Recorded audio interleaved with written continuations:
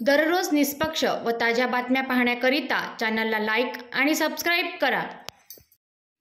काटोल येथील universal engineering and fabrication संस्थाचे ठेकेदारद्वारे नगरपरिषद कामठी येथे देण्यात आलेल्या दस्तावेजच्या आधारावर आपण पहिल्या, दुसऱ्या व तिसऱ्या भागात पाहिले की कशा प्रकारे बोगस दस्तावेज लावून नाळेसफाईच्या नावावर लाखो रुपयांचे बोगस बिल काढण्यात येत होते।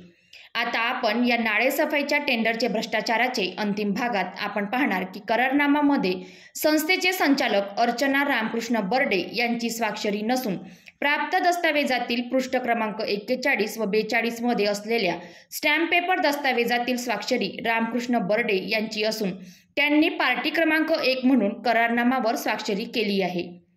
परंतु संचालक अर्चना बर्डे यांनी रामकृष्ण बर्डे यांना करारनामावर स्वाक्षरी करण्याचा अधिकारपत्र दिलेला नसतानाही त्यांनी स्वाक्षरी कशी केली आहे?